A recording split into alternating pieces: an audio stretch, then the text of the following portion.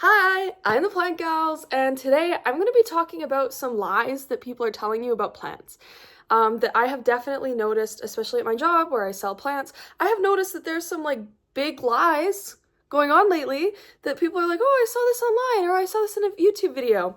I need to dispel all of that, okay? Because it's annoying me, and I'm like one of those people where the only way I can explain this, and I've seen this explained online, is like when people go to the zoo and they hear somebody say it's a wrong fact about an animal that they can't keep it in them. That's very much me. So whenever somebody talks to me at work about a customer and they're telling me this crazy thing about plants, I'm like, we're gonna unpack that and why it's wrong. So I have a few in mind. I'm just gonna rattle them off the dome. Sorry. And this might be a little bit more heated than usual, but I need to talk about it somewhere, and it's gonna be here. So, number one, I don't think that there's any competition for this being the dumbest plant lie on the entire planet. Now, I get it. Your mother-in-law, your grandma, she's been doing this for decades. It works for her. Not for you, okay? And I don't know why it works for them. It's just a thing. When you go to the grocery store and there's little tags on the orchids and it says you just give them 1 ice cube once a week, 3 ice cubes once a week.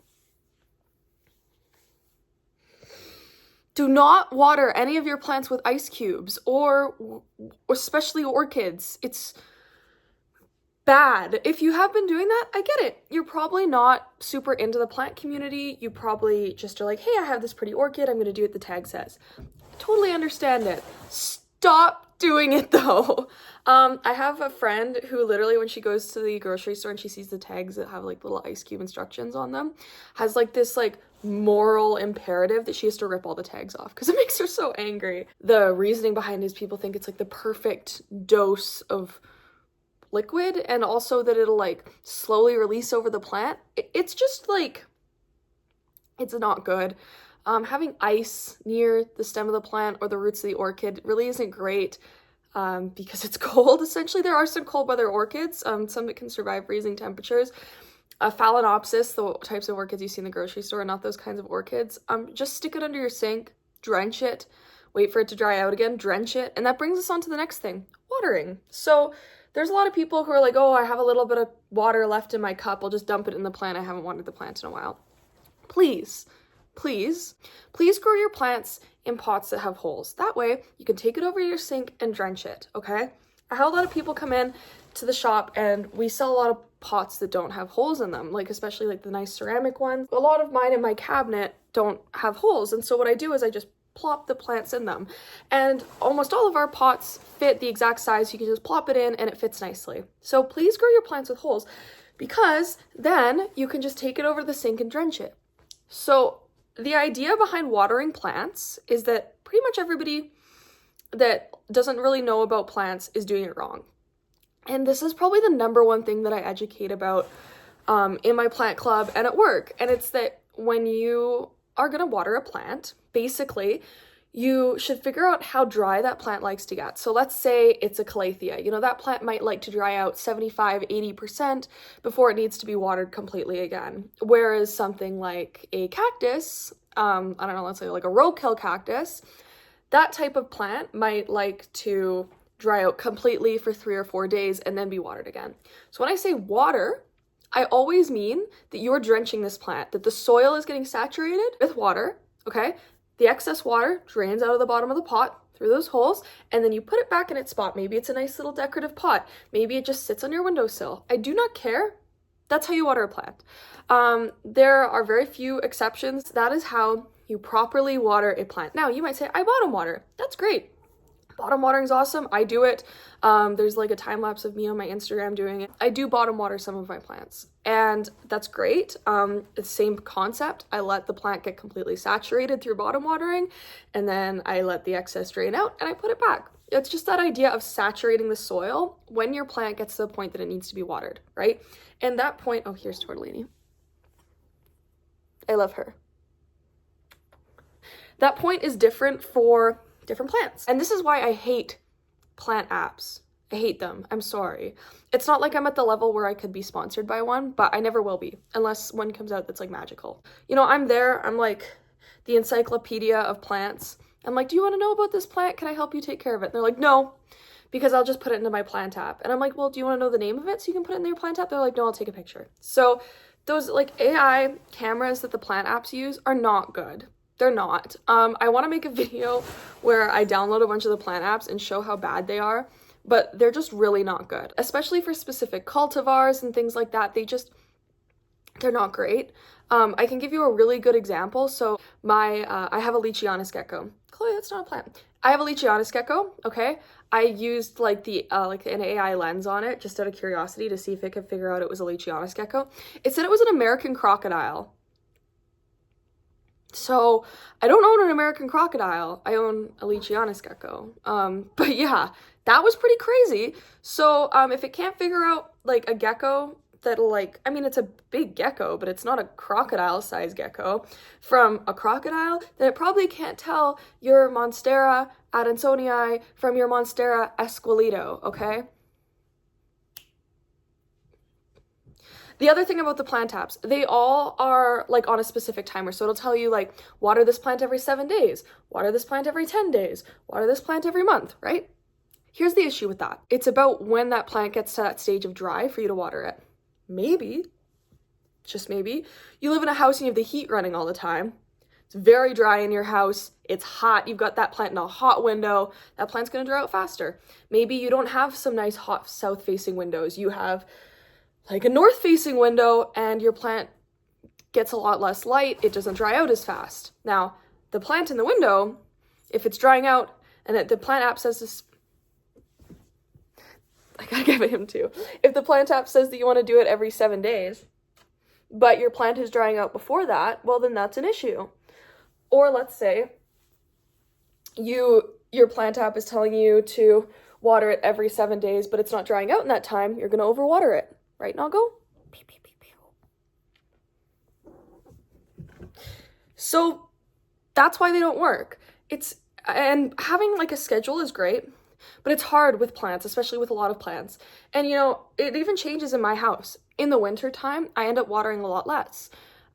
In the summertime, when it's hotter, drier typically where I live, even though the winters are really dry here, that's when I'm watering certain plants more. Some of my plants are in spots where they dry out very quickly in my home because they might be near a vent or they're in a very, very hot window. Some of them are in the cabinets. The cabinets can be pretty consistent. Some of my plants are in an 8-inch pot and I just repotted them and from a 6-inch, and so they're going to take way longer to dry out than they used to because they're in a bigger pot. It depends on the state of the roots in the pot. So these plant apps, sure, they're going to give you a schedule and it'll probably be fine. But the thing is that there's different conditions for each plant, right? How fast is it drying out? There's so many factors that impact that, right? Like if the plant is really, really rooted in a pot, then it's going to dry out a lot faster than a plant that's just been potted or a prop that only has a few roots, right? Because those few roots aren't as crazy and they're not going to absorb the water as fast as a plant that's super root bound. That's my next one. Root bound! Oh my gosh, okay? Your plant is probably not root bound. A plant? Look, there's lots of roots. There's even some coming out of the bottom. This is what I consider well-rooted. I wish people would use this term, well-rooted. There's a difference between rooting, rooted, well-rooted, and root-bound. There are very few plants I have ever seen truly root-bound. Like, you'll see the pictures on Facebook and stuff. Plants, especially epiphytes, which are your orchids, your anthurium, those are true epiphytes. Those plants, let them be root bound. Now, people see a plant that's well rooted, happy, and they think, I have to upgrade it. No, you don't.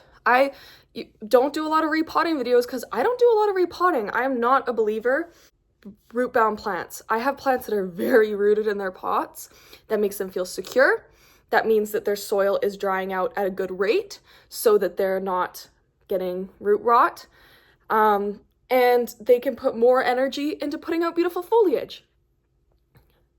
So that's like a huge thing. I have so many people come in and tell me that their plants are root bound, and there's just no way. And you know, there's certain plants that are definitely more prone to root bound than others, but I still wouldn't actually even consider them root bound. I just consider them having too many roots for the pot. And that might seem really silly, but when plants are root bound, they actually almost cut off their circulation and stuff because there's so many roots. Thicker variety, like plants with thicker roots, are more prone to this than others. So Monstera typically have thicker roots, and I'm talking about your Deliciosa, your Brasigiana, the big Monsteras, okay? Those ones typically can have pretty thick roots. Those ones are ones that you might be more concerned about root bound, okay? They're just rooted, and they're just outgrowing the pot. They're not root bound, they've just outgrown the pot, and it's time to get a bigger pot. I can try and find a picture of what I mean by root bound, but it's a very different thing than just outgrowing the pot. And all plants kind of get to that point where they outgrow the pot. But there's some plants where they can live in very, very small pots for a long time. Like when I did my last video, which was the tour of my plants, I showed off my Hoya carnosa Wilbur Graves Russia. And that plant is in like a pot, like a tiny pot, like this big, and it's a very big plant. It's fine. It's a vine. It's happy. It's meant to climb. It's meant to get big and still have like a pretty small root system. That's fine. I'm telling you, when plants are well rooted, it's called well rooted for a reason, because they're happy. All is well. The soil, like I said, which is really important, is drying out at the rate that you want it to. And when is a good time to repot, you may be asking? If the soil starts drying out really, really fast because there's so many roots in the pot, maybe a good idea to repot it. Does it make the plant root bound? No, it just means that it could be a good time to upgrade it so that you don't have to water it as frequently, because it could be harder to keep up with a plant that is drying out too quickly. That's just a good time to upgrade. Another good time to repot, let's say you have something like a Sansevieria, it's putting out pups, it's in a plastic pot, and it's malforming the pot. Another good time to repot. Another good time to repot is things like birds of paradise, have very, very thick roots. Those break free of their little confinement. Repot it. Having a plant well rooted in a pot that dries out at the speed that you want it to is a good thing. It's a good thing that makes you a good plant parent. I'm gonna get into some really random honorable mentions. Systemics. You see people on YouTube and they're sprinkling stuff into the soil and they're like, no bugs ever come into this now. Those are systemics. If you live in Canada, which I do, it's literally snowing outside right now in the middle of March. Yep, I'm not kidding. Systemics are probably illegal for you. If you come into any plant shop that's like pretty small scale and ask for them, we'll say, we're not going to talk about that because they're illegal and we don't sell them. And that's the truth. Those are systemics. You can do research into them. Mites, okay?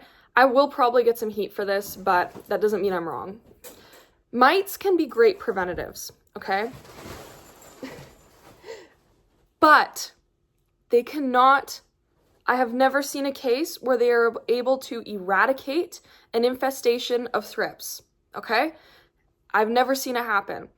Can you get them and keep them before you have a thrip infestation? Yes. Can that prevent a thrip infestation? I believe so, yes. The conditions that you need to provide for your mites to do well is the same that you will provide for your thrips to do well. That I don't love. I am a big fan of using chemicals in here. Now, you might be thinking, well, like chemicals are unnatural, they're very bad. One of the main chemicals that gets used in plants, I believe comes from, I think it's chrysanthemums. When you get like the Dr. Doom and stuff, it's very toxic to cats, but that doesn't mean it's unnatural. It actually comes from a living, breathing, photosynthesizing, respiring plant, okay? It's natural, but it kills. Your bugs are natural, they don't kill. And let's say you get fed up and you want to use some sort of pesticide, a chemical killer. Just because it's chemical doesn't mean it's unnatural. That is when you kill all of your mites. They're kind of all the same. The mites that you spend a bunch of money on. Those mites, by the way, you usually have to replace every 2 weeks. They're expensive and they work as a good preventative, but keep in mind, if you're using them as a preventative, you can't use anything chemical that'll kill bugs. That even includes neem oil, insecticidal soap. You can't use it. And even though that is considered, like, if you might want to use Dawn dish soap, that will kill your mites. There are things, look at him.